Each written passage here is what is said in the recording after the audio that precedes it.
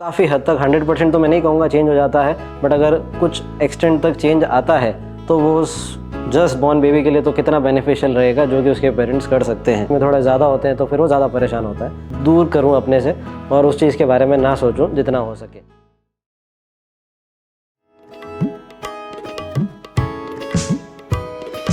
हौसलों में पंख लगा आसमां उड़ जाने की ख्वाहिशें है आँखों में देश भर छा जाने की उम्मीद है।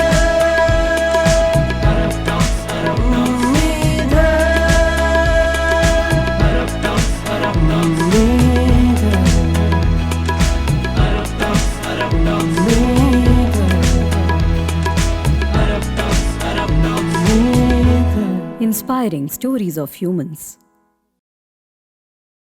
जय जिनेंद्र सिद्धार्थ जी, स्वागत है आपका हमारे टॉक शो। थैंक यू आनंद।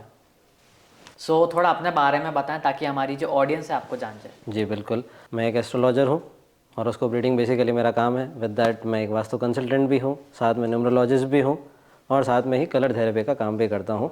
और ये सारी ही चीज़ें मैं को रिलेट करके ही ये सारे काम, मेनली तो जैसे हॉरोस्कोप रीडिंग है वो तो मैं करता ही हूँ, उसके अलावा जो वास्तु, न्यूमरोलॉजी और कलर थेरेपी का जो काम है वो मैं तीनों चीज़ें कंबाइन करके अपने क्लाइंट्स को ये सर्विस प्रोवाइड करता हूँ। और आपकी क्वालिफिकेशंस क्या क्या हैं? मैंने तो पहले जब स्कूलिंग टाइम था तो 2011 में मेरी स्कूलिंग कंप्लीट हो गई थी। उसके बाद मैंने ग्रेजुएशन करी, फिर पोस्ट ग्रेजुएशन में MBA किया मैंने।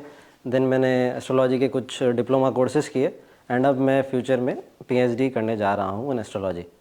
सो एस्ट्रोलॉजी की दुनिया में हमने सुना है कि हॉरोस्कोप रीडिंग होती है, पामेस्ट्री होती है, तो आपने इसमें से क्या चुना? जैसा कि आपने देखा ही होगा, बहुत सारे लोग टैरो कार्ड रीडिंग का काम भी करते हैं, बहुत सारे लोग पाल्मिस्ट्री का काम भी करते हैं।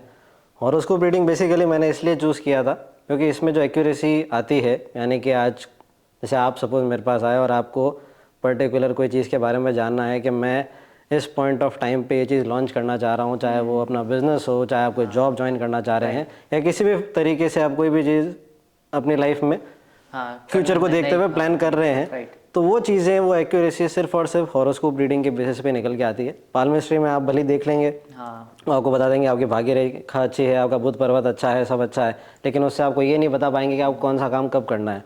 या टैरो रीडिंग है तो वो आपको आने वाले 2-3 दिन के लिए कुछ बता देंगे, लेकिन जो लॉन्ग टर्म प्लानिंग होती है उसको देखते हुए अगर आप इस चीज़ को देखेंगे तो हॉरोस्कोप रीडिंग में जो एक्यूरेसी आती है वो और किसी चीज़ में नहीं आती, ऐसा मेरा मानना है। तो हमने देखा है कि लोग कुछ एज के बाद जाके अपना नाम वगैरह चेंज कर देते हैं, जैसे कि काजोल ने, पहले उनका नाम काजल था, उन्होंने काजोल कर दिया तो उनकी मूवीज चलने लग गई। बिल्कुल। तो आपका इस पे क्या टेक है? मेरा ऐसा मानना है कि नो डाउट ठीक है, अब ये बात सच है कि काफ़ी लोगों को इससे अच्छे रिजल्ट्स मिले हैं कि उन्होंने, जैसे आप बता रहे हैं जैसे काजल का काजोल हुआ, या आयुष्मान खुराना में भी आपने सुना होगा, आपने देखा होगा कि उन्होंने अपने नेम में कुछ अल्फ़ाबेट्स चेंज किए थे, ऐड किए थे, ऐसा कुछ था। बट बेसिकली जब तक इंसान के हॉरोस्कोप में अच्छा टाइम नहीं आएगा, वो चाहे कितने भी चेंजेस लिया है, अपने नाम में लिया है या अपने काम में लिया है या कुछ भी लिया है, या किसी से कितने भी अच्छे कॉन्टैक्ट्स भी हैं उसके, अगर उसका टाइम उसके हॉरोस्कोप में फेवरेबल नहीं चल रहा है या उसको एक अच्छे प्लैनेट का फेज नहीं आ रहा है, वो कितना ही टैलेंटेड हो, वो कितना ही उसके पास अच्छी स्किल्स हो, कुछ भी हो, वो चीज़ें काम नहीं करेंगी। You need to get that right time at that point of time, तभी आपको जाके वो रिजल्ट मिलेगा। तो हमने देखा है कि बहुत से जो लोग होते हैं, जैसे बच्चा बॉर्न होता है तो उसकी कुंडली दिखा देते हैं, तो ये दिखाना सही है? देखिए, कुछ फ्रेंड्स पे तो मैं मानूंगा, मैं इस पे कहना चाहूँगा कि जैसे कोई भी बच्चा बॉर्न होता है और आपने देखा होगा कोई बच्चा पैदा होते ही बीमार हो गया, सडनली उसको बहुत सारे हेल्थ इश्यूज़ हो रहे हैं। क्यों हो रहे हैं, क्या उसके पीछे का रीज़न है? अब अगर आप उस टाइम इस चीज़ को अगर सीरियसली लें कि भाई इसका हॉरोस्कोप एक बार चेक करवा लें, क्या पता वो किसी ऐसे नक्षत्र में बॉर्न हुआ है, क्या पता वो किसी ऐसी बैड दशा के फेज में बॉर्न हुआ है जो उसको ये दिक्कत दे रही है, तो एटलीस्ट आप उससे रिलेटेड किसी भी तरह की कोई रेमेडी कर सकें तो आपको काफ़ी हद तक, 100% तो मैं नहीं कहूँगा चेंज हो जाता है, बट अगर कुछ एक्सटेंट तक चेंज आता है तो वो उस जस्ट बॉर्न बेबी के लिए तो कितना बेनिफिशियल रहेगा जो कि उसके पेरेंट्स कर सकते हैं। ये चीज़ लोग अगर सीरियसली लें तो मेरा तो ऐसा मानना है कि लोगों को जो बच्चा बॉर्न हो जाता है उनका, उसके बाद उन बच्चे की हॉरोस्कोप ज़रूर दिखानी चाहिए। स्पेशली हेल्थ फ्रंट पे तो मैं ख़ास तौर पे कहूँगा एंड सेकेंडली कि आने वाले जो 4-5 साल हैं इसके, कि उसमें किसी तरह की कोई दिक्कत तो नहीं आनी है, अगर आनी है तो उस रिलेटेड रेमेडीज़ क्या हैं वो कर सकें। तो हमने ये चीज़ देखी है कि जो भी एस्ट्रोलॉजर होता है वो बोलता है कि आपका शुक्र इस घर में बैठा है, उस घर में बैठा है, जो कि कॉमन आदमी के समझ के एकदम बाहर होता है। तो वो ऐसा क्यों बोलते हैं? क्या ये उनकी कोई टेक्निक होती है पैसे निकलवाने की, या कैसे क्या है? इस पे मैं ये कहना चाहूँगा, देखो अब जैसे आप किसी भी डॉक्टर के पास जाते हैं तो आप डॉक्टर आपको कहते हैं कि भाई आप ये रिपोर्ट करवाओ, फिर आपकी टेस्ट करवाओ, तो टेस्ट के बाद बहुत आप खुद भी तो अपनी तरफ से रिपोर्ट एक बार देखते ही हैं, आपको समझ तो नहीं आता है, लेकिन डॉक्टर आपको बताने की कोशिश करता है कि भाई ये चीज़ें हैं, ये डेफिशिएंसी आपकी बॉडी में हो रही है, जिसकी वजह से आपको ये तकलीफें हो रही है। तो आप फिर उस पर सोचते हैं तो आपको भी थोड़ा आइडिया आता है। तो वैसे ही अगर अब कोई हमारे पास आएगा और उसको मैं बताऊँगा कि भाई आपके हॉरोस्कोप में ये चीज़ डैमेज है, ऑफकोर्स उसको समझ तो नहीं आएगा, लेमन लैंग्वेज में हम समझाने की कोशिश करते हैं नो डाउट, लेकिन जो टेक्निकल टर्म्स है वो हमको, जहाँ पर हर जगह हम लेमन लैंग्वेज यूज़ नहीं कर सकते ना, तो जहाँ टेक्निकल टर्म यूज़ करनी पड़ेगी वो तो करनी पड़ेगी, वरना फिर सामने वाले को हम हमारे तरीके से समझा नहीं पाएंगे और उससे रिलेटेड क्या रेमेडीज़ करवानी है, एक बेस पे नहीं आ पाएंगे, तो कनेक्ट नहीं कर पाएंगे क्या रहे हैं।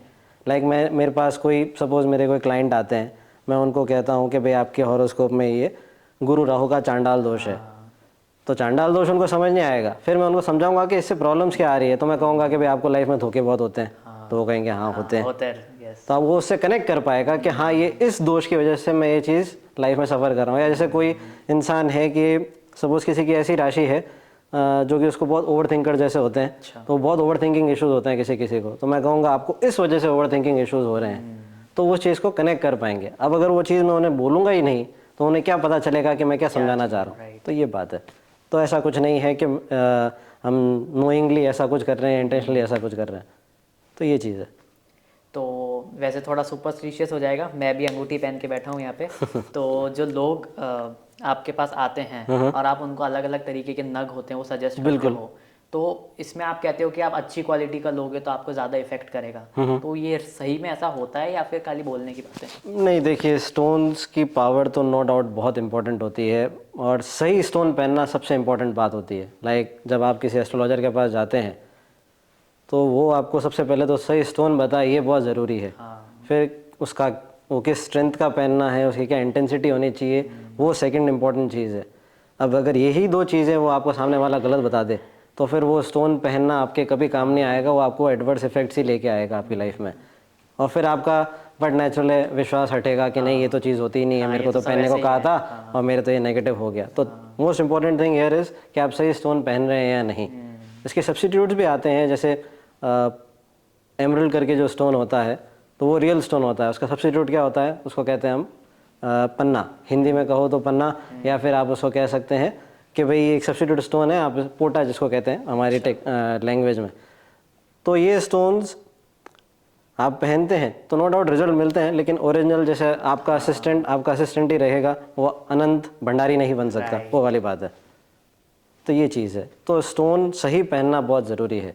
तो मेरे बहुत से ऐसे क्लाइंट्स हैं और मैंने बहुतों की बहुत देखा है कि उन्होंने कहाँ पता नहीं किसके यहाँ जाते हैं, एस्ट्रोलॉजर्स के यहाँ, और देखते हैं कि फिर मैं उनको पूछता हूँ कि आपको किसने सजेस्ट किया, क्या हमको तो हमारे एक ओल्ड एस्ट्रोलॉजर ने सजेस्ट किया।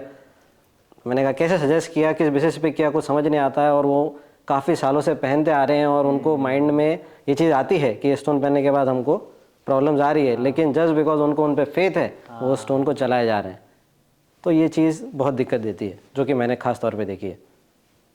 तो आपके अनुसार क्या हमें हमारी जो बॉडी है उसको कष्ट देकर कोई काम करना चाहिए कि नहीं करना चाहिए? फॉर एग्जांपल जैसे आपने बोल दिया कि आप डेली नंगे पैर या मंदिर जाओ, सुबह धूप में जाओ, तो ये सब काम हमको करना चाहिए कि नहीं? कष्ट देना, देखो बेसिकली कष्ट देना तो हो जाता है कि आप तांत्रिक विद्याओं की बात, मतलब ये तो चीज़ें तब देखी जाती है कि अगर कोई आपसे तांत्रिक विद्याएं करने को कह रहा है कि आपको तो ये करना है, आपको तो अपने शरीर का थोड़ा सा ब्लड देना है या उस तरह का देना है, तो कष्ट तो वो हो जाता है। अगर आप नंगे पाँव जाने में कंफर्टेबल हैं तो इसमें कोई दिक्कत वाली बात है नहीं, और अगर आप नहीं कंफर्टेबल हैं तो कोई भी चीज़ फोर्सफुली करी हुई तो कभी काम आएगी ही नहीं। आपको कोई चीज़ को करने के लिए कोई बाउंड कर रहा है कि आपको तो ऐसे ही करना पड़ेगा और आप उसको बाय हार्ट नहीं कर पा रहे हैं, तो वो चीज़ कभी काम नहीं आएगी। तो जो भी रेमेडी आप करें तो मेरा तो यही मानना है, do it by heart, else don't do it. क्योंकि वो कभी काम नहीं करेगी, क्योंकि बैक ऑफ द माइंड आप उसको एक प्रेशर की तरह ले रहे हो, करूँ नहीं करूँ, करूँ नहीं करूँ, करूँ नहीं करूँ, क्योंकि आप जब तक किसी भी चीज़ से मेंटली कनेक्ट नहीं हो कर पाओगे तब तक वो चीज़ काम नहीं करेगी। सो हम अक्सर ये देखते हैं कि जो भी एस्ट्रोलॉजर को हम बुलाते हैं, फॉर एग्जांपल हमने कोई शॉप लिया, हमने कोई ऑफिस लिया, तो हम एस्ट्रोलॉजर को बुलाते हैं, तो वो बोलता है कि आपके इसमें ये बिंब आ गया है या यहाँ पे ये कोना आ गया है, तो इसको तोड़ो या वैसा करो। तो इसमें वो ऐसा सॉल्यूशन क्यों नहीं देते हैं कि भाई इसी से रिलेटेड कुछ कर दो? कैसा होता है ना कि जब कोई भी घर का वास्तु या कोई भी ऑफिस का वास्तु देखा जाता है, सबसे पहले जाके चेक की जाती है वहाँ की एनर्जी, कि वहाँ की एनर्जी कैसी है, एनर्जी का फ्लो सही आ रहा है या नहीं, या जितनी भी चीज़ें वहाँ पर प्लेस्ड हैं उनका प्लेसमेंट सही है या नहीं। क्योंकि क्या होता है कि आपने बहुत सारे लोगों को बोलते हुए सुना होगा, इतनी मेहनत कर रहा हूँ, इतनी मेहनत कर रहा हूँ, लेकिन रिजल्ट कुछ नहीं आ रहा है, रिजल्ट कुछ नहीं आ रहा है। तो क्यों नहीं आ रहा है? वहाँ दो चीज़ें कारण बनती है, एक तो आपकी हॉरोस्कोप जो कि मैं आपको ऑलरेडी बोल चुका हूँ, और सेकेंडली जिस जगह पे आप काम कर रहे हैं वहाँ का वास्तु। अब अगर ये दोनों सही नहीं है और इन दोनों में से एक को भी अगर आपको सही करना है, अब जैसे सपोज़ ये जगह है जहाँ पर आप और मैं बैठे हैं, यहाँ पर अगर कोई चीज़ गलत प्लेस्ड है, तो पहली कोशिश मैं नो डाउट यही करूँगा कि उस जगह को, उस चीज़ को जो पड़ी है वहाँ पे गलत पड़ी है, उसको सही डायरेक्शन पे या तो रखा जाए, और अगर नहीं पॉसिबल है तो उसको वहाँ से हटा दिया जाए। अब अगर वाकई में ऐसा होता है कि जैसे आप जो बिंब वाली बात कर रहे हैं या कोई भी तरह की चीज़ होती है, तो अगर नहीं ऑप्शन दिख रहा है कि नहीं, जब तक ये चीज़ यहाँ से नहीं हटेगी, इस चीज़ को जब तक पूरा प्रॉपर्ली रिमूव नहीं किया जाएगा, यहाँ से वो नेगेटिव एनर्जी का जो फ्लो है वो नहीं निकलेगा। तो इस वजह से कई बार ऐसे सजेशंस देने पड़ते हैं।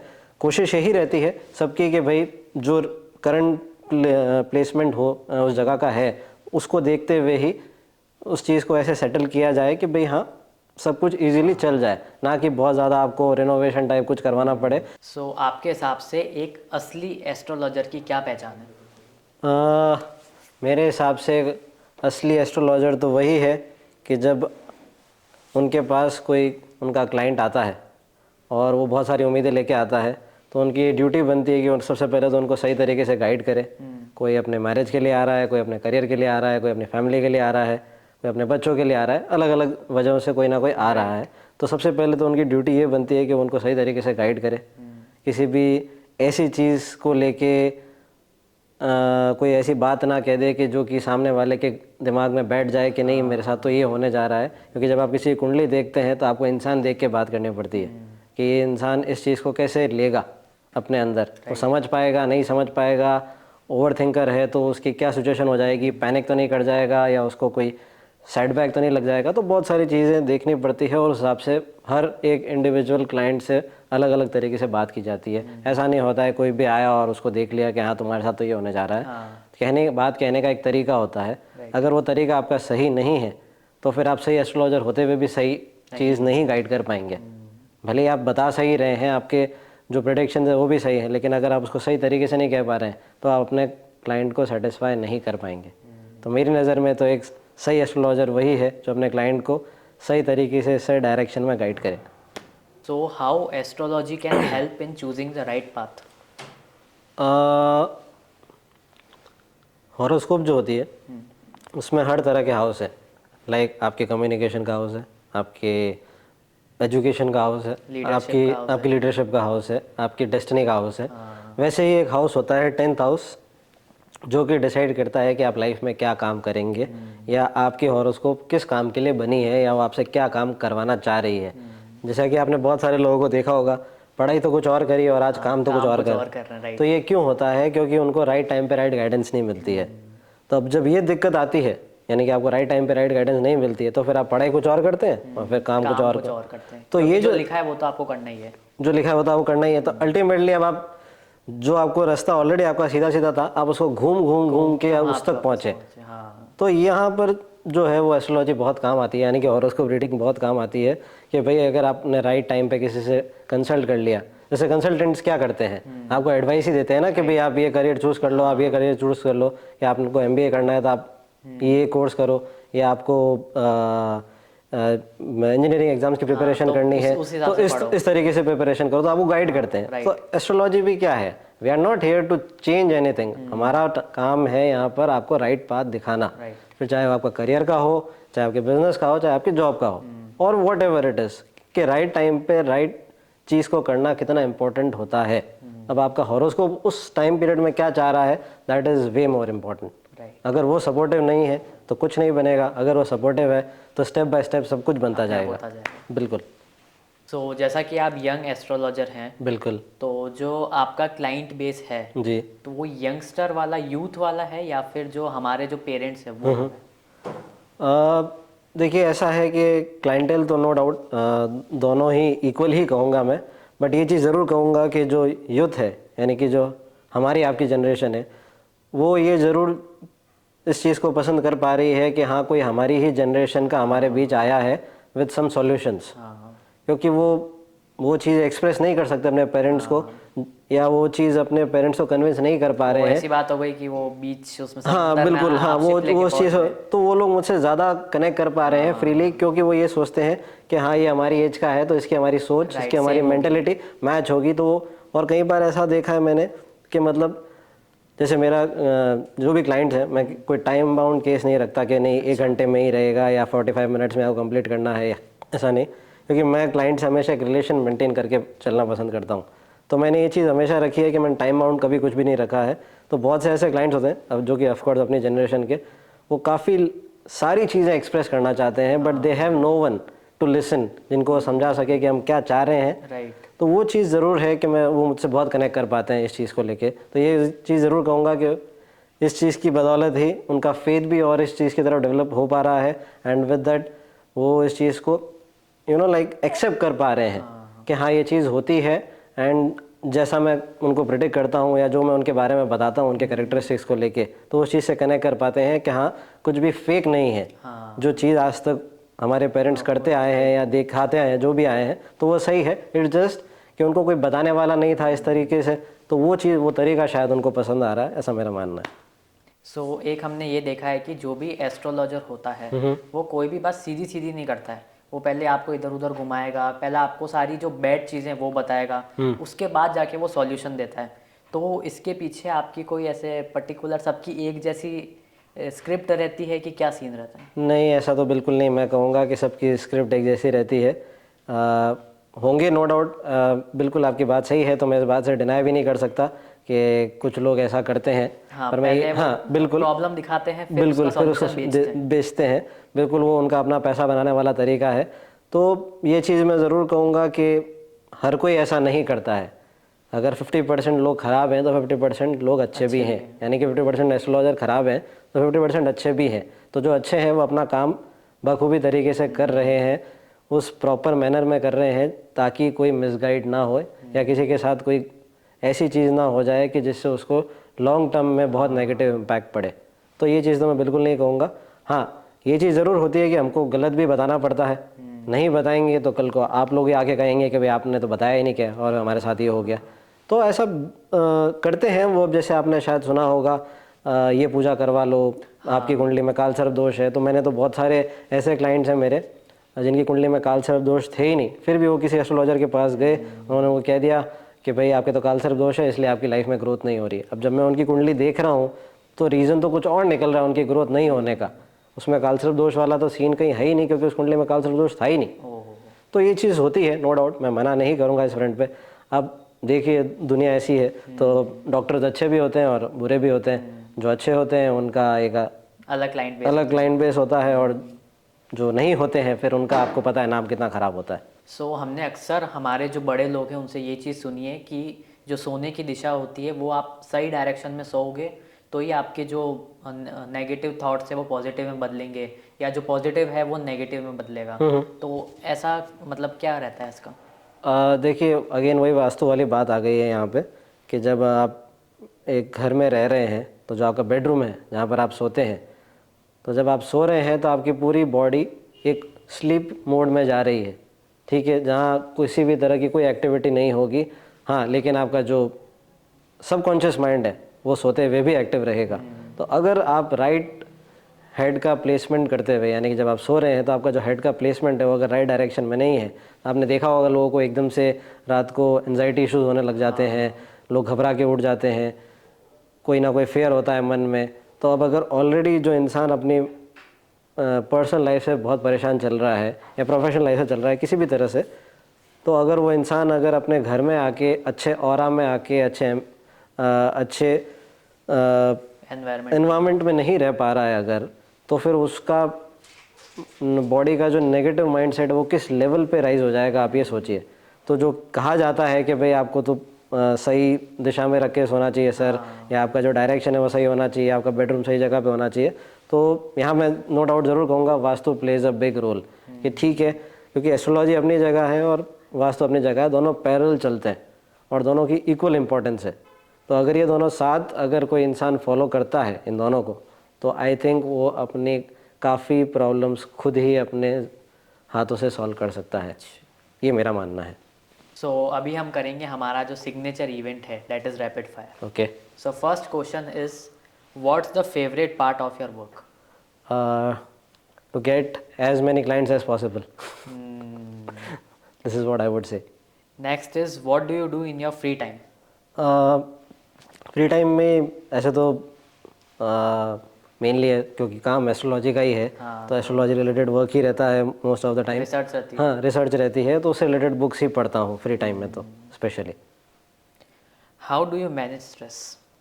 स्ट्रेस में मैनेज करता हूँ by getting sorted of the things which are affecting me mentally. जैसे मुझे अगर सपोज किसी चीज़ से बहुत तकलीफ़ हो रही है और मुझे पता, अगर मैं इस चीज़ समझ पा रहा हूँ कि भाई इस चीज़ से मुझे अवॉइड करना है, तो मैं कोशिश करूँगा कि इस चीज़ को दूर करूँ अपने से और उस चीज़ के बारे में ना सोचूं जितना हो सके, क्योंकि ओवर थिंकिंग इश्यूज़ आपको भी पता है हर एक इंसान में होते ही हैं। ऐसा कोई इंडिविजुअल नहीं है जिसमें ओवर थिंकिंग इश्यूज़ नहीं होते, किसी में थोड़े ज़्यादा होते हैं तो फिर वो ज़्यादा परेशान होता है, तो मैं सॉर्टेड होने की कोशिश करता हूँ। Next is worst advice you ever got? Don't come into the field of astrology. What's your biggest accomplishment this year? Biggest accomplishment I would से एक बहुत ही कह सकते हैं क्रीम क्लाइंट कह दूं मैं उन्हें, या बहुत बड़े हाईली रेप्यूटेड क्लाइंट कह सकता हूं मैं, जिनकी वजह से काफ़ी ज़्यादा रेपुटेशन भी मुझे मिली, क्योंकि उनके थ्रू जो मुझे कॉन्टैक्ट्स मिले वो काफ़ी ज़्यादा लाइक जो आपका काम पता चलता है जब लोगों को कि हाँ भाई ये है and such a young age he is doing this, तो वो चीज़ मैं कह सकता हूँ कि एक बड़ा अकम्पलिशमेंट मेरे लिए रहा, विच वॉज टोटली अनएक्सपेक्टेड। ये चीज़ है, बिल्कुल है। सो वापस coming back to the interview, Siddharth ji, मैं चाहूँगा आपको हमारे शो पर आकर कैसा लगा और एक एडवाइस आप क्या देना चाहेंगे जो व्यूवर्स हमको देख रहे हैं? देखिए, नो डाउट आपके शो पे आके तो बहुत ही ज़्यादा अच्छा लगा, एंड आपसे मिल के तो वापस आपसे मुलाकात हुई तो और भी ज़्यादा अच्छा लगा, और साथ में ही जो आपके बात करने का तरीका है या जिस तरह से आप अपना शो होस्ट कर रहे हैं, I think it is really appreciable, I must say. Thank you. तो ये चीज़ तो मैं बिल्कुल कहूँगा, एंड एडवाइस तो मैं क्या दूंगा अभी के लिए, सजेशन ज़रूर देना चाहूँगा। Try to donate for someone education, someone who is needy, who is looking for education but due to financial issues नहीं कर पा रहे हैं अपनी पढ़ाई, तो उन्हें ज़रूर सपोर्ट करें एनुअली, जो भी आप अपना एक ग्रुप बना के करना चाहें। एंड दूसरी चीज़ जो कि मैं कहूँगा, try to feed stray dogs and birds, जो चिड़िया हैं, जो कुत्ते हैं, जो गली में घूमते हैं, जिनको शायद दाना पानी नहीं मिलता है, तो उनके लिए थोड़ा, अगर आप एक आपकी सोसाइटी या जहाँ कहीं भी आप लोग सब रहते हैं, तो कुछ ना कुछ ऐसा अरेंजमेंट आप लोग सब ज़रूर करें, ये मेरा आप सभी से रिक्वेस्ट है। Thank you so much for inviting me.